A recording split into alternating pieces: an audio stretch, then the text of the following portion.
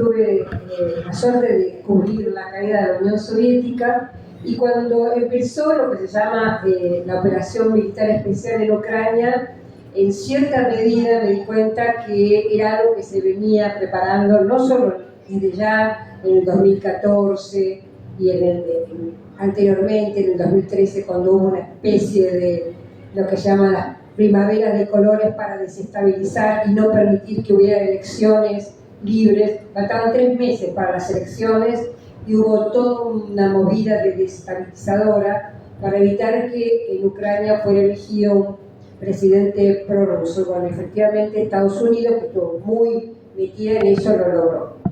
Pero esto que está pasando en Ucrania, como decía, creo que simplemente aceleró un proceso que ya venía desde, podemos decir, hace más de 30 años, con la caída de la Unión Soviética, donde empezó una gran transformación, un periodo donde Estados Unidos fue la única potencia dominante, y luego un momento de cambios, de emergencias de otras potencias, como el caso de China, también de grandes cambios en América Latina. Pensemos que en el siglo XXI, bueno, a fines del siglo XX, en 1929, gana Hugo Chávez en Venezuela, e inmediatamente empiezan a aparecer en nuestra región gobiernos que ya no obedecen sumisamente a Estados Unidos ni se alinean automáticamente, tampoco lo rechazan, pero tienden a ser mucho más soberanos, tienden a integrarse. Es decir, el cambio ya venía.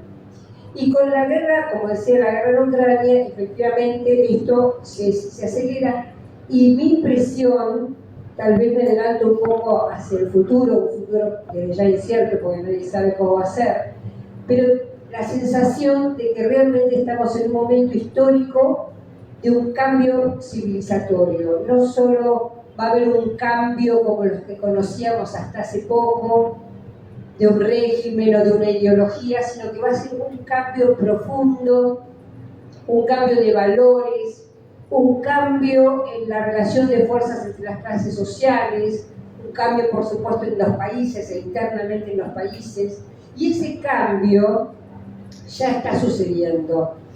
Hay una famosa frase de Antonio Gramsci que dice, bueno, que el orden viejo, el orden nuevo está naciendo, pero el orden viejo todavía no murió. El orden viejo está muriendo, pero el orden nuevo todavía no nació. Y en este caso yo creo que el orden nuevo sí ha nacido, está naciendo, está desarrollándose.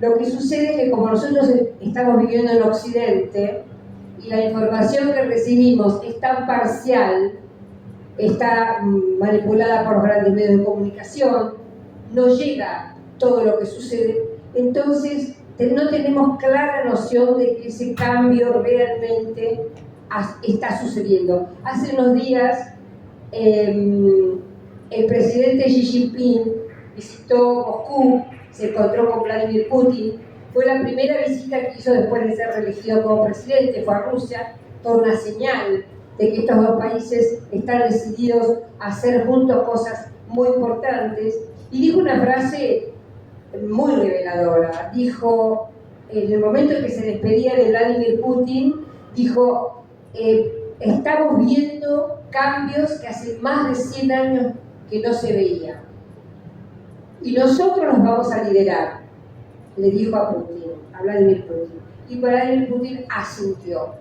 Y esto es así, o sea, hace 100 años estábamos en entreguerras, entre la primera y la segunda, todavía no habían caído las monarquías, un montón de monarquías no habían caído, había habido una revolución, la revolución rusa hacía poco. Entonces, ese momento de gran transformación, como la que imagina Xi Jinping, efectivamente es la que está sucediendo.